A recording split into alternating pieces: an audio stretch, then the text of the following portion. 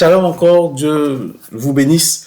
On va poursuivre notre thème, sur ce que Dieu veut, c'est notre sanctification. On a rappelé un peu que on ne peut pas être enfant de Dieu et vivre dans des situations qui ne glorifient pas Dieu. On ne peut pas être enfant de Dieu et nous laisser avoir par des pseudo-révélations qui nous obligent à aller coucher avec un homme ou une femme de Dieu pour être bénis. Ça là, ça s'appelle de la sorcellerie, du maraboutage. Dieu n'est pas dans ce genre de choses. On prend la Bible de la Genèse à l'Apocalypse, à aucun moment il a été dit qu'un apôtre a couché avec quelqu'un pour que cette personne-là soit bénie. Et il faut que nous fassions attention, nous qui sommes enfants de Dieu. Papa, nous te bénissons parce que tu prends encore ce temps dans le creux de tes mains et tu impactes une vie au nom de Jésus. Donc, Amen. Le thème que nous poursuivons, c'est ce que Dieu veut, c'est notre sanctification. C'est un thème qui ne plaît plus parce qu'on trouve qu'il y a trop de contraintes. Mais malheureusement ou heureusement, c'est ce que Dieu attend de nous, que nous soyons sanctifiés. Et quand on lit la Bible, on peut décrire la sanctification sous trois angles. Le premier angle, c'est la justification. On voit cela en Romains 5, verset 1 et Hébreux 10 à 15. Dieu nous a déclarés saints grâce au sacrifice de son Fils. En effet, la justification provient de la grâce selon Tite 3, verset 4 à 7. Amen. Tite 3, verset 4 à 7 dit, mais lorsque Dieu, notre Sauveur, a manifesté sa bonté et son amour pour les hommes, et nous a sauvés non pas à cause de la justice de nos propres actes, mais par sa miséricorde. Par le bain du baptême, il nous a fait renaître et nous a révélés dans l'Esprit Saint. Amen. Donc, le premier angle de la sanctification, c'est la justification. Le deuxième, c'est la sanctification personnelle. Apocalypse 22, verset 11. Bien aimé, comprenons que chaque chrétien doit fournir un effort en se servant quotidiennement de la parole de Dieu et de la prière pour se maintenir dans la sanctification. C'est une décision personnelle. C'est à cause de ce désir de vivre dans la sanctification que, ou à force de manifester en nous ce désir de vivre dans la sanctification, que Dieu aussi va se révéler à nous dans plusieurs domaines de notre vie. Amen. Donc, la décision de se sanctifier de façon personnelle, c'est un choix, c'est une responsabilité qui nous incombe. Bien aimé, il est bien beau de regarder les messages que nous prêchons sur les réseaux sociaux. Il est bien beau d'aller faire une méditation matinale avec un homme de Dieu tous les matins. Mais ça là, c'est l'homme de Dieu qui le fait. Quelle est ta part de culte personnel avec Dieu? Quelle est ta part de relation personnelle avec Dieu? Quelle est ta part, ta responsabilité dans ta sanctification? Il est important. Il est important. Beaucoup d'entre nous faisons des cultes matinaux pour inviter les gens à méditer avec nous, à prier avec nous. Mais souviens-toi un peu de la dernière fois où tu t'es assis, où tu t'es assise, tu as pris la Bible, tu as parlé avec Dieu, tu as médité, tu as lu, tu as parlé avec Dieu, tu as suivi la direction de Dieu qui n'est pas venue d'une révélation extérieure. Ça remonte à quand? Bien aimé, la sanctification personnelle, c'est un choix, c'est une responsabilité. La relation personnelle que tu auras avec Dieu, c'est un choix, c'est une responsabilité. Cela incombe à toi et à toi seul. Amen, amen. Troisième angle, c'est la rédemption totale. 1 Corinthiens 15, verset 42 à 57. Il s'agit de l'incorruptibilité totale du corps, de l'âme et de l'esprit lorsque nous serons auprès du Seigneur. Ça, c'est la rédemption totale. Quand on sera auprès du Seigneur, là, aucune corruption de notre âme, de notre corps, de notre esprit, aucune. Amen. Et c'est ça l'objectif que Dieu veut atteindre. C'est que nous soyons prêts au jour de son retour pour que, auprès de lui, il n'y ait plus aucune corruption pour nous. Amen. La sanctification implique la séparation d'avec le mal, la séparation des mauvaises compagnies. Ça, c'est la sanctification qui implique ça. 2 Corinthiens 6, 14 nous le dit. Amen, amen. C'est important. Donc, la sanctification qui implique la séparation d'avec le mal, la sanctification qui implique la séparation d'avec les mauvaises compagnies se fait, comme nous allons le voir par la suite, au prix de nombreuses souffrances et de multiples sacrifices. Bien aimé, Jésus a donné sa vie. Le fait de nous sauver, ça lui a coûté quand même sa vie. Dieu a fait venir son Fils pour donner sa vie sur la croix pour nous. Donc, il a payé le prix pour nous. On ne peut pas croire qu'on va venir à Dieu et puis ça ne va pas nous coûter. La sanctification, c'est au prix de nombreuses souffrances. C'est au prix de multiples sacrifices. Et je me rends compte aujourd'hui que les chrétiens n'aiment plus souffrir. Les chrétiens n'aiment plus être dans des sacrifices. Amen. Dieu va te faire passer par des tranchées. Dieu va te faire passer par des vallées parce qu'il a besoin de t'épurer. Il a besoin d'ôter de ta vie ce qui ne le glorifie pas afin de te bénir. Et la bénédiction de Dieu, on saura la gérer comme il veut que si on vit un certain degré de sanctification. Amen.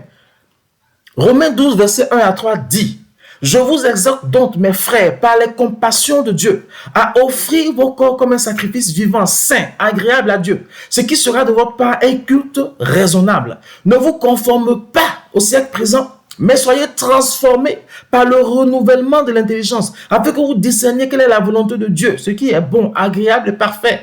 Par la grâce qui m'a été donnée, je dis à chacun de vous de n'avoir pas de lui-même une trop haute opinion, mais de revêtir des sentiments modestes selon la mesure de la foi que Dieu a départie en lui. Il est important de comprendre ce que Paul veut dire. Il faut que nous soyons transformés par le renouvellement de notre intelligence. Bien-aimés, pour vivre une vie de sanctification, nous devons être émondés. Amen. Nous devons être émondés. Et quand on lit 2 Corinthiens 3, 18, on voit que Paul nous enseigne que ces transformations ont pour but de nous rendre progressivement semblables à Yeshua. Amen. Dieu va entreprendre un processus qu'on va appeler le processus de métamorphose dans notre vie. Amen. Et on sait bien que le terme de métamorphose signifie changement d'un être en un autre. Amen. C'est la transformation totale d'un être au point qu'il ne soit plus reconnaissable. Un changement de forme, de nature, de structure tel que l'objet, la chose n'est plus reconnaissable. Et c'est ce que Dieu attend de nous par le processus pour nous sanctifier. Il faut qu'on soit plus reconnaissable. Le Michael qu'on a connu avant qu'il donne sa vie à Jésus, quand on le voit, il faut qu'il ne soit plus reconnaissable. Il faut qu'on voit le changement. Il faut qu'on voit la différence. Mais nous là, on nous a connus il y a 10 ans. On était colérique, impulsif. Et 10 ans plus tard, on a rencontré Jésus, on est toujours colérique et impulsif. Qu'est-ce qui n'a pas marché? Parce que mon Dieu transforme. Mon Dieu change. Quand je dis transforme, il transforme ta vie. Il te change. Il te fait subir, il te fait connaître une métamorphose. Il te recrée. Donc, les choses qui étaient pour toi un problème sur le comportement, Dieu est capable de changer cela. Et si 10 ans après, quand on te voit, on dit, mais Michael, tu es toujours aussi impulsif, quelque chose n'a pas marché. Amen. Dieu va nous émonder. Dieu va nous transformer. Amen. C'est important. 2 Corinthiens 5, 17 dit, si quelqu'un est en Christ, il est une nouvelle création. Les choses anciennes sont passées, voici toutes choses sont devenues nouvelles.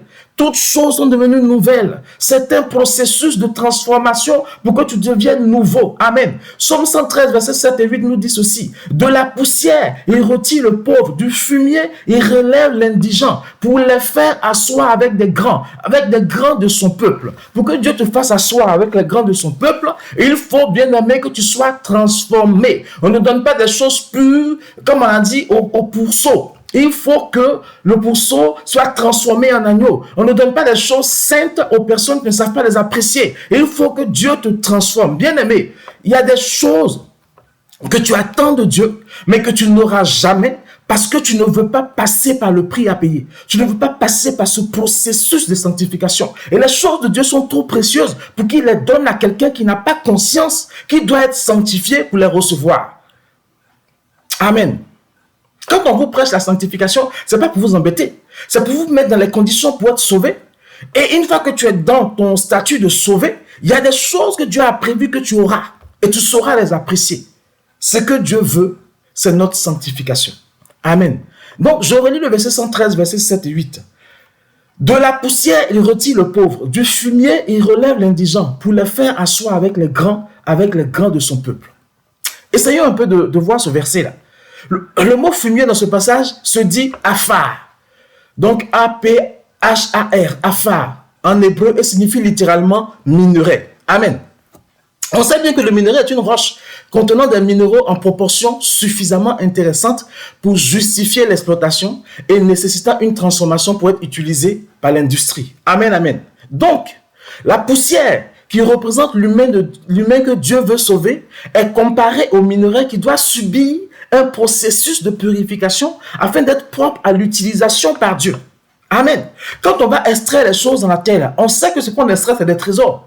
Donc quand Dieu te prend dans la poussière, quand tu te prends dans la boue du péché, quand tu te prends dans ta condition, il sait que celui qui sort là, c'est un trésor. Mais c'est un trésor qu'on ne peut pas utiliser maintenant. Il faut le travailler.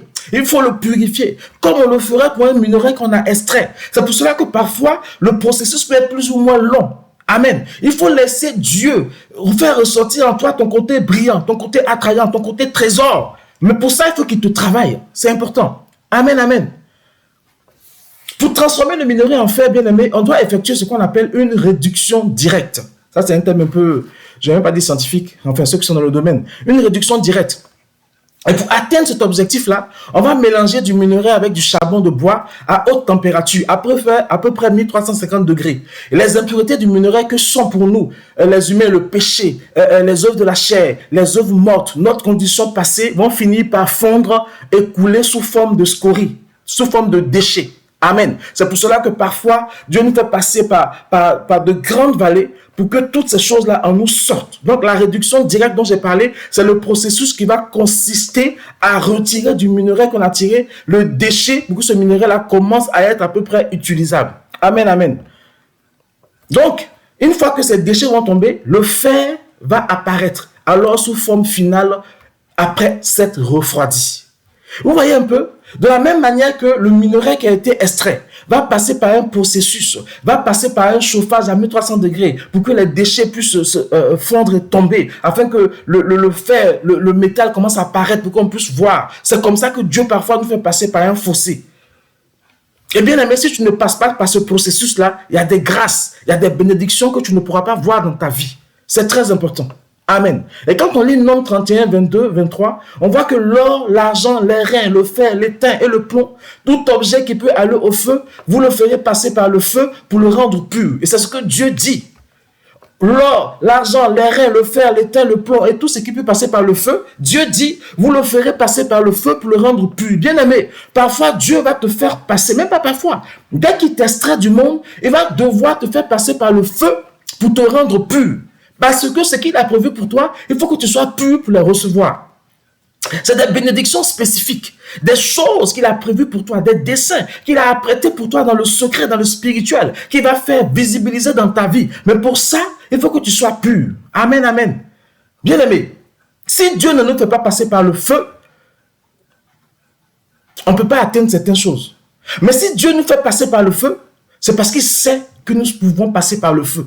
Il sait ce qu'il a mis en nous. Il sait ce qu'il a placé en nous. Et il veut que cette chose-là puisse paraître. Amen, amen. Romains 12, 2 nous dit ceci. Ne vous conformez pas au siècle présent, mais soyez transformés. Transformés qui peut vouloir dire ici, soyez métamorphosés, soyez transfigurés par le renouvellement de votre intelligence. Ta manière de penser change. Ta manière de concevoir change. Ta manière d'apprécier change. Ta manière de parler change. Tout change quand Dieu te fait passer par le processus. Amen, amen. La transformation n'est autre que le renouvellement de notre intelligence. Elle ne peut se faire sans le passage par le feu. Dieu est le potier par excellence. Et en tant que formateur, il a déjà une vision finale de l'instrument que nous devons être. Quand il t'a extrait dans le monde là, il sait déjà ce qu'il veut faire de toi. Je vais aller même plus loin. Quand il t'a conçu, quand il t'a pensé, quand il t'a posé dans le sein de ta mère, il sait déjà ce qu'il attendait de faire de toi. Mais quand il te retrouve et qu'il te sort du monde, il sait que tu n'es pas encore prêt. Il va passer par ce processus-là pour que ce qu'il a pensé, quand il t'a créé, quand il te concevait, ce qu'il a pensé là, tu sois prêt pour ça, afin qu'il puisse te donner l'équipement pour avancer. C'est ça. Tu tournes en rond. Ta vie n'avance pas. Parce que tu n'as pas encore compris que Dieu veut te faire passer par un processus. Laisse-toi transformer et tu verras les choses vont bouger. Amen, amen. Laissons Dieu nous modeler, nous malaxer. Même si cela est dur, laissons Dieu faire. Souvenons-nous que nous sommes poussière, et c'est-à-dire plein d'imperfections et d'incompétences. Dès le départ, c'est la raison pour laquelle l'Éternel doit nous émonder afin de nous rendre capables de le servir et d'être un bon enfant. Amen, amen. Que Dieu vous bénisse. Pour cette deuxième partie, là, on va s'arrêter là, et puis on va poursuivre dans la prochaine vidéo. Shalom, shalom, et souvenons-nous toujours que Dieu qui est notre papa, ce qu'il fait pour nous là, c'est pas pour nous ridiculiser, c'est pas pour nous blesser cadeau, c'est pour nous aider à avancer. Que Dieu vous bénisse. Yahvé Sabaoth, votre papa vous bénit au nom de Yeshua. Shalom.